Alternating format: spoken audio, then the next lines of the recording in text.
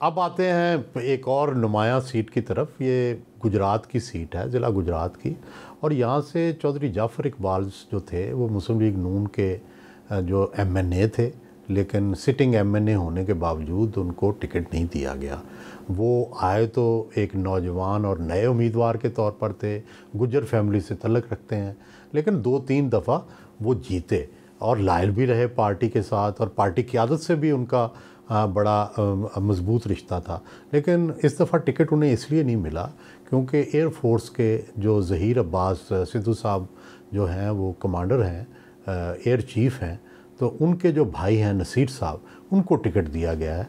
तो ये भी एक बड़ी नुमायाँ तब्दीली है कि मुक़्तदरा के साथ जो नून के तल्लुकात हैं वो इसमें नुमायाँ तौर पर नज़र आ रहे हैं।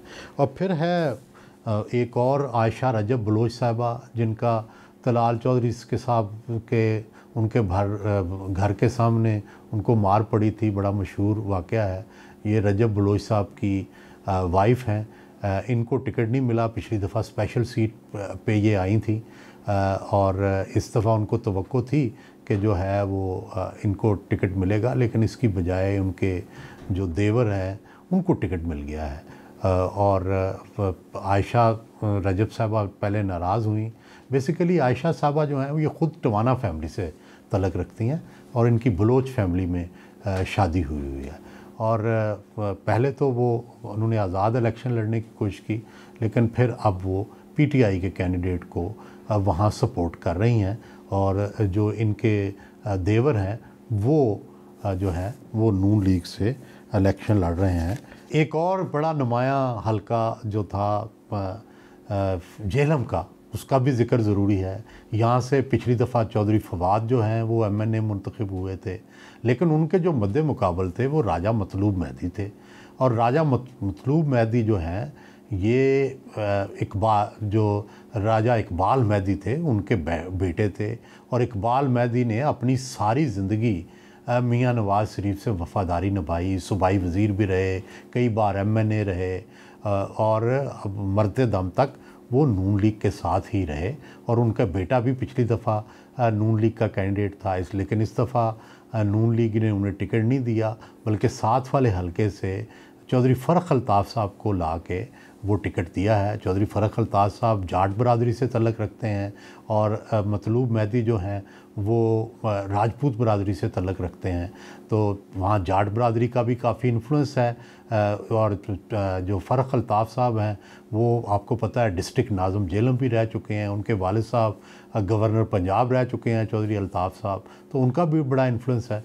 ये बताइएगा सुहेल साहब के सियासी तौर पर तहरीक इंसाफ खासी मुश्किलात का शिकार है। इस दफ़ा इन्होंने किन किन हम रहनुमाओं को टिकट नहीं दिए? अब आते हैं तहरीक इंसाफ के वो लोग जिनको टिकट नहीं मिले। उनमें नुमायाँ तरीन तो ज़ाहिर है शेख रशीद हैं, उनके भतीजे राशिद शफ़ीक हैं। शेख साहब ने कोशिश की कि जब चिल्ला लगाया और उसके बाद प्रेस कॉन्फ्रेंस की, तो उन्होंने कोशिश की कि मैं इमरान से अपने तल्लुकात भी बचाऊँ और जो मुक़्तदरा के साथ जो मामलात हैं वो भी बचाऊँ। उन्होंने ये भी कहा कि 9 मई के जो ज़िम्मेदार हैं उनको सज़ा मिलनी चाहिए, जो बाकी लोग हैं उनको मैं छुड़ाने की कोशिश करूँगा।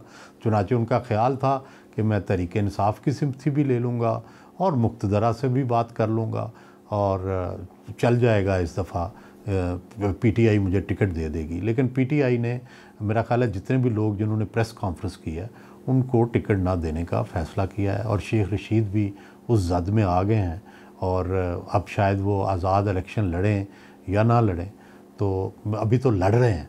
और जो है उन्हें ज़ाहिर है अभी तक वो उन्होंने कोई इमरान ख़ान के ख़िलाफ़ या तहरीक इंसाफ के ख़िलाफ़ बात नहीं की, और उनका अब भी शायद ये ख्याल है कि तहरीक इंसाफ के लोग उन्हें वोट देंगे।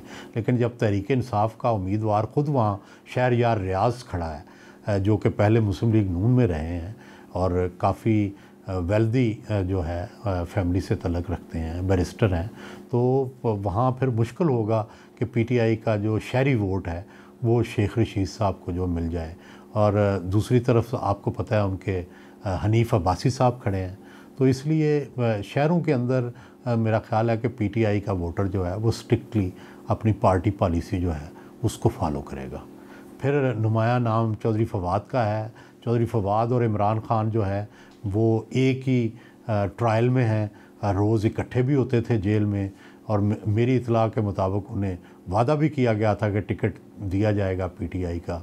एक तो उनकी फैमिली के ख़िलाफ़ काफ़ी इक़दाम भी हुए, लेकिन दूसरी तरफ पीटीआई ने टिकट भी नहीं दिया वादे के मुताबिक, और तीसरी तरफ उनके मुक़्तदरा से भी मामलात ख़राब हैं।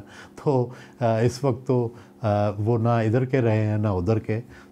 फिर एक और नुमाया नाम सरगोदा अगर देखें तो आमिर सुल्तान चीमा साहब हैं, वो भी इंडिपेंडेंट खड़े हुए हैं, उनको पीटीआई ने टिकट नहीं दिया। शायद उनकी उन पर दबाव होगा, या ये भी हो सकता है कि वो ख़ुद भी क्लियर नहीं थे कि पीटीआई का टिकट ले लें तो क्या बनेगा आगे, क्या इलेक्शन में उन्हें फिर चांस भी मिलेगा या नहीं मिलेगा। अभी भी मेरा ख़्याल है कि उनकी पोजीशन जो है क्लियर है। वो ये भी कहा जा रहा है कि वो कुछ लोग चाहते थे कि उनको नून का टिकट मिल जाए, लेकिन नून ने कहा कि नहीं, हम अपना जो कौमी असम्बली का उम्मीदवार है वो चेंज नहीं करेंगे, आप नीचे अपने बेटे के लिए या फ़र्ख घुमन साहब के बेटे के लिए सूबाई असम्बली की सीटें ले लें, कौमी असम्बली पे हम जुल्फ़कार भट्टी जो है उसी को वोट देंगे। तो चुनाचे अब भी उनका मद्दे मुखालिफ जो है नून लीग के जुल्फ़कार भट्टी हैं, और फिर पीटीआई का भी कैंडिडेट इससे अलावा है। फिर जुल्फ़ी बुखारी और डॉक्टर बाबर अवान का नाम आता है। डॉक्टर बाबर अवान भी बड़ी कंपेन कर रहे थे, लेकिन शायद उसकी वजह यह है कि शुएब शाहीन का उसी सीट पर कुर्रा फ़ाल निकला है, तो बाबर अवान को फिर इग्नोर करना पड़ा है।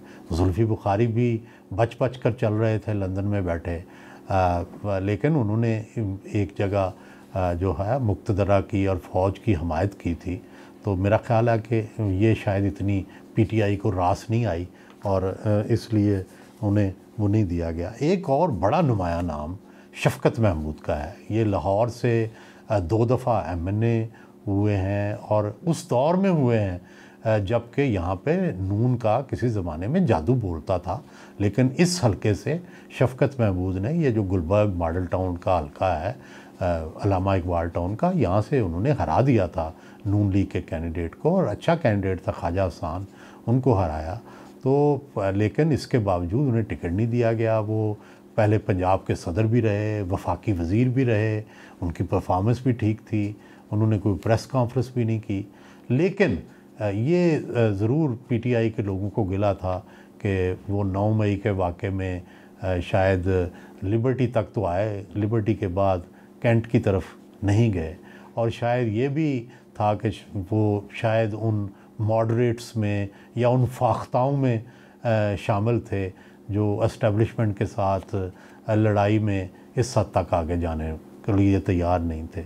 और फिर शायद इसका पस मंज़र ये भी होगा कि माजी में जब उन्हें पहली बार टिकट मिला था पीटीआई का, तो उस वक़्त एस्टेब्लिशमेंट के कहने पे, उस वक़्त के जनरल पाशा के कहने पे मिला था। ये भी शायद एक पस मंज़र होगा जिसकी वजह से उन्हें जो है वो इग्नोर करके, और जो अपने नए वकील हैं उनको जो है इनकी जगह पे लाया गया।